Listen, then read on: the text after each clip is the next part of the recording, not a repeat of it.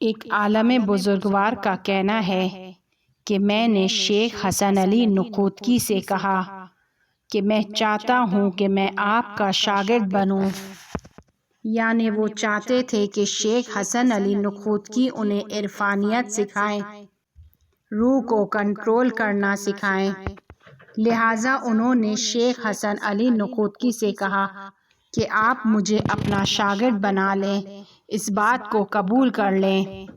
شیخ حسن علی نخوتکی کہنے لگے، تم ہمارے کسی کام کے نہیں ہو، کیونکہ ہمارا کام یہ ہے کہ ہم مسلسل مخالفت کرتے ہیں، خبیث نفس کو مارتے ہیں، اور اس کام کو تم انجام نہیں دے سکتے ہو۔ اس عالم بزرگوار کا کہنا ہے کہ میں نے بہت اصرار کیا کہ میں نفس کو کیوں نہیں کنٹرول کر سکتا، میں یہ کام کر سکتا ہوں، آپ مجھے اپنا شاگرد بنا لیجئے، میرے استاد بن جائیں اور مجھے رہنمائی کریں۔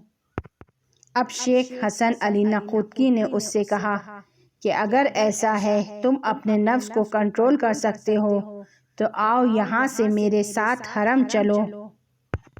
اس 1 کلومیٹر کے راستے میں تمہارا استاد بن جاتا ہوں اور تم میرے شاگرد بن جاؤ۔ جو بات بھی میں تم سے کہوں گا، جو کام بھی میں تم سے کہوں گا، تمہیں اسے انجام دینا ہوگا۔ میں نے ان سے کہا کہ مجھے قبول ہے، آپ جو بولیں گے میں انجام دوں گا، اور پھر ہم دونوں حرم کی جانب چل پڑے۔ ابھی کچھ قدم ہی چلے تھے کہ زمین پر وہاں کنارے پر ایک روٹی کا ٹکڑا پڑا تھا۔ وہ روٹی کا ٹکڑا پانی کی بہنے والی نالی کے ساتھ پڑا تھا۔ آپ سب جانتے ہیں کہ ایران کے تمدن میں روڈوں کے دونوں اطراف پر نالیاں بنائی جاتی ہیں۔ وہ روٹی کا ٹکڑا اس نالی کے ساتھ پڑا تھا۔ جیسے ہی شیخ حسن علی نخوتکی کی نگاہ اس روٹی کے ٹکڑے پر پڑی تو انہوں نے مجھ سے کہا کہ جاؤ اس روٹی کے ٹکڑے کو لے کر آؤ۔ جیسے ہی انہوں نے مجھے روٹی کا ٹکڑا لانے کو کہا تو میں نے دل میں ان پر اعتراض کرنا شروع کیا کہ یہ کیسے استاد ہیں، پہلے کوئی حدیث وغیرہ یاد کرواتے ہیں، کوئی ذکر پڑھنے کو دیتے ہیں تاکہ روح میں تبدیلی آئے۔ میں ان کے پاس روح کو کنٹرول کرنے کے لیے آیا ہوں، لیکن یہ کس طرح کے استاد ہیں کہ کچھ سکھانے کے بجائے کہہ رہے ہیں کہ جاؤ روٹی کا ٹکڑا لے کر آؤ، وہ بھی زمین پر نالی کے ساتھ پڑا ہوا ہے۔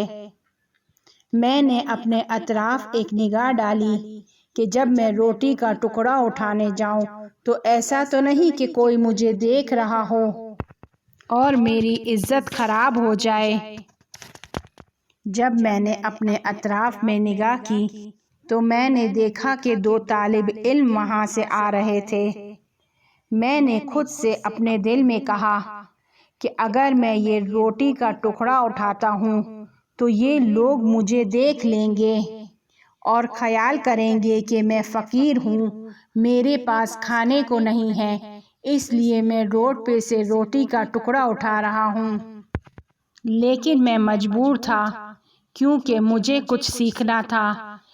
بالآخر میں نے سب کچھ برداشت کیا اور آگے بڑھ کے جھک کر روٹی کے ٹکڑے کو اٹھا لیا۔ اب ہم دونوں دوبارہ حرم کی جانب چل پڑے۔ ابھی تھوڑا اور ہی آگے گئے تھے کہ میں نے دیکھا کہ وہاں زمین پر ایک کھیرا پڑا ہوا ہے، ایک کھیرا کہ جس کو آدھا کسی نے کھا لیا تھا اور آدھا زمین پر پھینک دیا تھا، وہ بھی پانی کی نالی کے ساتھ پڑا ہوا تھا۔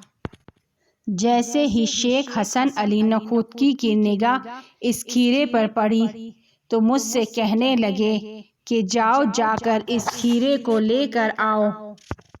کھیرا چونکہ گیلا تھا اس لیے اس پر مٹی بھی چپک گئی تھی۔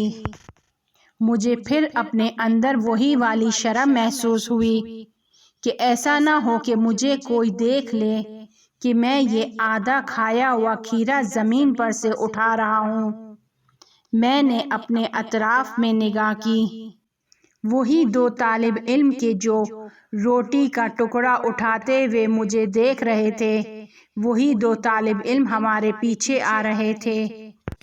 میں نے دوبارہ شیخ حسن علی نخوتکی کو اپنے دل میں برا بھلا کہنا شروع کر دیا، اپنے دل میں ان پر اعتراض کرنا شروع کر دیے کہ اس شیخ نے سب سے پہلے میری حیثیت اور عزت کو استعمال کیا ہے، مجھے رسوا کیا ہے، لیکن میرے پاس کوئی چارہ نہیں تھا، اور پھر میں نے جھک کر اس کھیرے کو اٹھا لیا۔